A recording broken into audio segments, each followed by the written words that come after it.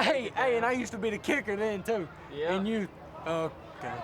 I remember Zayla Egatel from Calhoun. Did you see that pass? Yeah. Hey, we never threw passes. All we did was hand it to either me or Tay. Always. We ran the crap out of the ball. Oh my gosh. It was 36 really. And it was 36, 32, 34. If I heard 2 in front, I got mad every single time.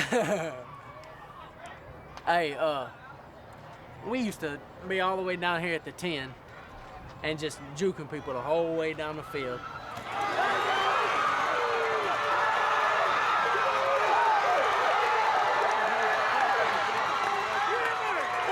Look at the shoulder pads they got. Half of the West Jones team got them shoulder pads. And every one of them have those helmets. When I see somebody there with a backflip. Do you see that? Did we ever have anything close to that? Come on, offense, pick it up. Let's go. Let's go. On the double pass, number 5, Tyler Hopkins' pass is complete. Remember when we called a play and you ran the wrong play? And I was just standing there, I'm like, get me here. And I was cold. That was so. That was so tough. I remember Hey, when we played against Powell. No. Powell was our first game. And Harris was running back. He scored a touchdown. I didn't. He was picking at me that whole week. No, listen to this. Listen to this. I remember I scored a touchdown. The Scooby came and blocked, and I juked Andrew, and he gonna come back. Why don't you run me over next time? Why would I want to run him over if I can just juke him and score? That's touchdown, baby. Referee was sending the police up there and said, It's an elementary game, child. I miss them days, though. yeah, it really do.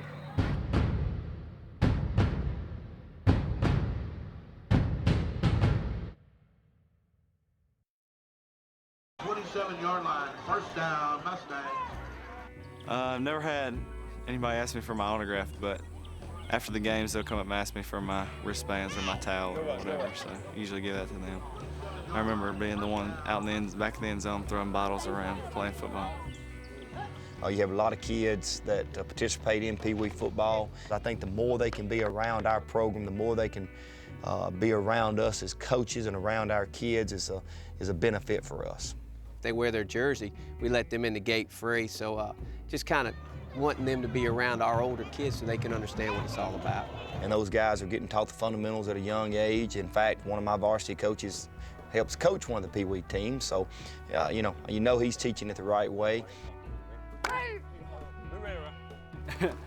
coach 9th grade, JV, varsity, and Pee Wee. So my day is full of football. The Pee Wee kids, they look up to the high school kids a lot. Once they come to a high school game and they see the atmosphere, they want that same atmosphere. That's why they pretty much stick with it all the way up. And Friday night, they want to be managers, they want to be water boys. They just want to be around the high school kids. When I grow up, I want to be like, what's KK name? I'm gonna say it. Ladarius Washington. I'm number 26. Rock. I play for the Rookies. Amen. I go to him. You gonna play football? Yeah. Yep. Try to get back to the community most of all. I mean, it's a bunch of kids out there that are just out on the street, and I find them asking if they want to play football, and they come on.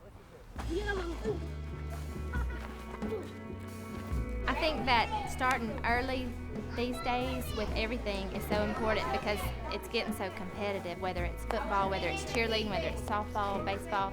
It seems like everybody's starting younger and younger.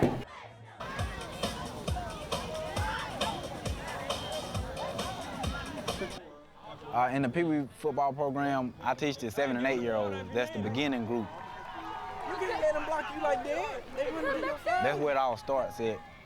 Anybody that's played at Wayne County High School football has come down through there.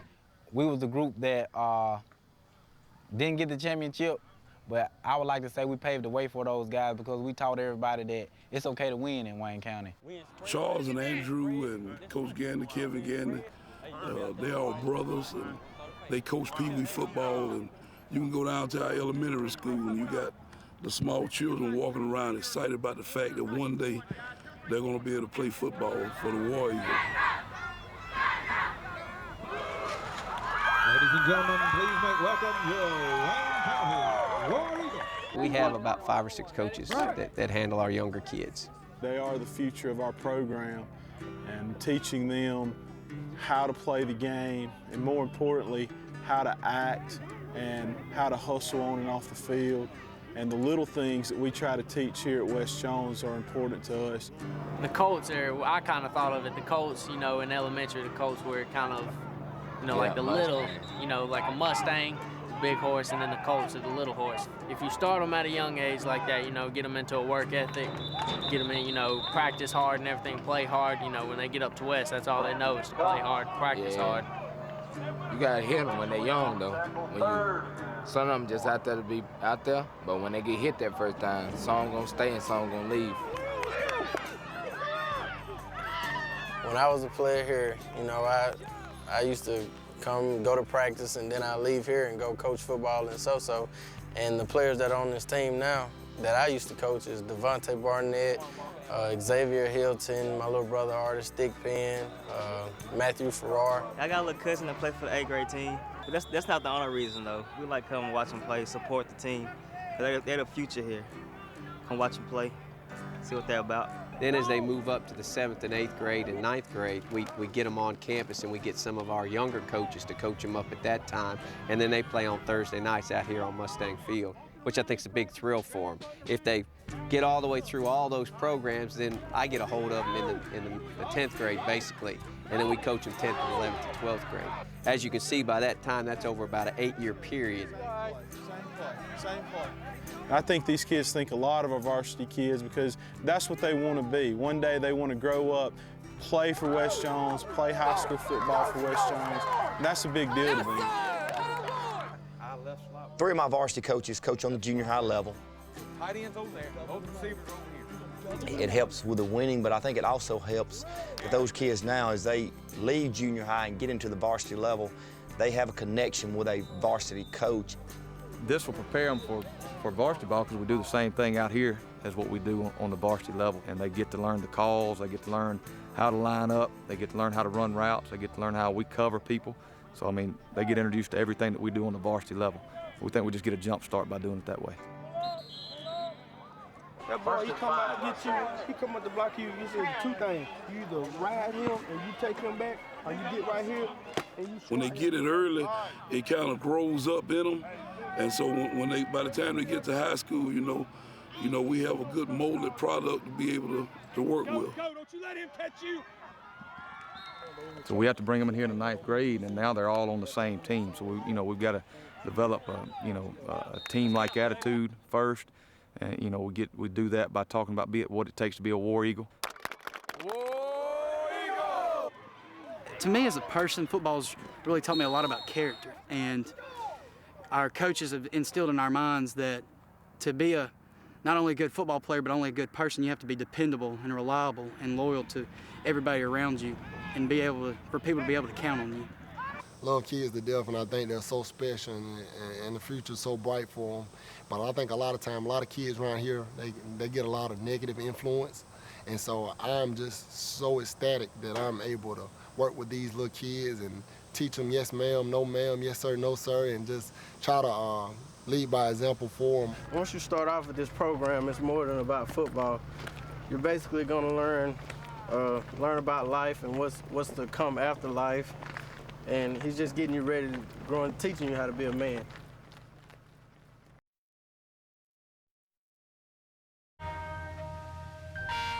You know, since I've been here, it seems like we always have Gandy's on the team, Poe's on the team, Chapman's on the team. It seems like just every year we've always got some of those guys. Wayne County football for the Gandys is like a religion. It's like Texas high school football. We live, we eat it, we breathe it. It's in us. That's what we do. I don't know where I can tell you all about the Gandys in 1 day, 2 days, or 365. One of the big names you'll probably hear is Shelton Gandy. That's probably who started it all. He played running back here, and he went on to play running back at Southern. Shelton Gandy was one of the greatest running backs to ever come to the state of Mississippi, which he signed with University of Southern Mississippi and had a great career. Played along with Brett Favre. Now he's in the Hall of Fame at USM. His brother Leon, they say he blocked like a madman. If a wall was in front of him, he'd knock it through so Shelton could run through there. I had a chance to talk with my football coach, that Coach Means, Steve, and Charles, and Shelton, and he was telling me that when I graduated, he had so many people to come out to football because I was gone. They wouldn't have to get hurt no more. And then after that came the younger generation, which is me, my brother Stefano Gandy, my other brother Virgil Gandy. Not to brag, but I was one of the fastest guys ever play here. I ran a 4.34 in high school. And then came Steve Gandy. Steve Gandy played here. He was on the 02 and the 03 championship team. Played linebacker, great linebacker. He left and went to Auburn. When you look at the high school level, I think it's just, that's what their dad did, that's what their brothers did, that's what their uncles, their grandfather, and you can trace that all the way back, you know, to grandfathers and great-grandfathers and uncles and brothers and cousins and all, the whole family just kind of are very good athletes and they all play football. On the team right now, we have two Gandys. We have Jarrell Gandy, which plays linebacker, and Vente Gandy, he plays nose guard. Jarrell, real shy like his mother, but he would knock your head off. They're pretty good. They are living up to the name Gandy, I guess. Gandy's love football. Most of Waynesboro made up with Gandy. Yeah. Almost everybody around here, our kin folks. Yeah, actually, we have one out here tonight. He'll be playing defensive end for us. He's one of the bigger Gandys. He'll be more of a defensive guy, defensive line guy. DeAndre Gandy. We're gonna keep an eye on him. If he don't do that, he can't be a Gandy. I have a nephew. He plays corner for the 9th grade. That's the other Gandy. There's so many Gandys in this town that they fill up a small section up there just to the family. Chapman family, that's another big name in Wayne County. Me and Charles Chapman, we're brothers. We have the same mother. Charles Chapman and Andrew Chapman, myself, our generation came through and had success, and now our children are experiencing it. My son came through the program a few years ago, and now Charles' son is coming. And Marion Chapman, his dad, they're like peas in a pod, very aggressive, but also a very high IQ of football. I think he's the most athletic person in our family. We're proud of being a football family. We're definitely proud of our offspring having the success they have opportunity to experience. So you have the Gandy, then you have the Chapman. I mean, that's half the stadium right there. The thick pins are to West Jones, what the Gandys are to Wayne County. So you know, it's kind of competition between that family too. So. Michael Thigpen played from us from 2002 to I want to say 2005. His younger brother's Artist wears the same jersey number in the same locker. Now he plays defense for us. He plays linebacker. He's a lot more physical than his brother Michael. My uncle Tyree, he played middle linebacker and running back here. I think it was 1986. The football tradition in this family is really rooted from Grady Marshall. I played tight end for Alcorn and offensive tackle. Football is in my blood. I used to play basketball myself and a football cheerleader at West Jones. My dad, he taught at West Jones, and he also coached there. And from there came the three Stooges. My children, Joshua Thigpen, Xavier Thigpen, and Terrence Thigpen, they were all football players. This right here is my jersey that I played with in Pee Wee. As you tell, I've been 52 like all my life. I love 52 because of Ray Lewis. And I started playing football when I was 7 years old. And I said I kind of like getting hit around, you know, because I was a little bitty something, you know. I wasn't all that big. I like getting hit around. You know, my mama didn't like it at first, but she started to like it when we started growing up and getting bigger. My big brother has played here. He played defensive end, number 32. Then sometime when I'm out there, Coach P see me lacking off, you know, he want me to act like my big brother, you know. If he don't think that, you know, I'm living up to Terrence, he gets on to me for that. And Terrence never gave up. Just like when Zay come up, I'm out here giving all I got. He goes play for say, give all he got. We have won the Super Bowl in 2005. This is when I played with the Chiefs. And 1999 Super Bowl champs. 2001 Super Bowl champs. And these two right here don't count because like I was a water boy that year. We've got a lot of them that have had brothers come through. Walter Keys, Ira Lee Keys, both of them played for us. My grandma's sister, Chow. Did I say that right? Say ask my mama. Just ask my mama. Just ask my mama. Ira Lee is related to me, his mom and our first cousin. And our cousin Desmond McCullen, Xavier Hilton.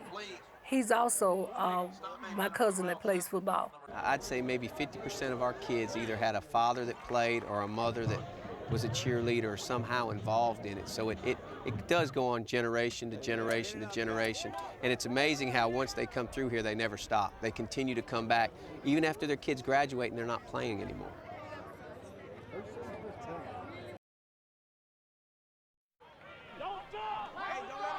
Number 10, Reggie Stewart on the quarterback keeper for the two-point conversion. I got a cousin that plays number 10. He look up to me a lot. He try to do a lot of the stuff I do. He try to imitate me a lot, so.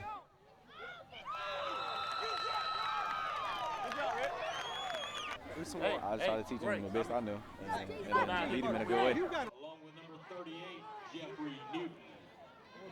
Let's go, Henderson on the keeper around the left side. Rushes in from 46 yards out. Touchdown. Those kids that have come through our program, you love to see those guys back in your field house. You love to see those guys back on the sidelines with you. Really, I was watching Steve Gandy. I was a defensive player when I was little. I remember Steve just blowing through the line, knocking about 3 people down at one time. And I just try to lead by example. You know, I try not to tell them to do something that I won't do.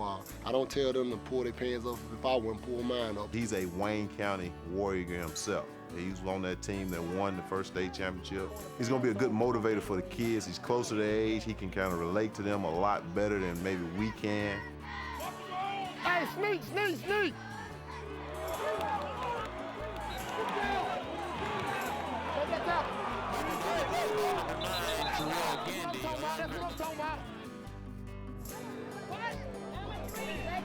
Malik Lofton, that's my son, number 3. He was my main reason for coming back to Wayne County when he was going into the 7th grade, was to get an opportunity to watch him play.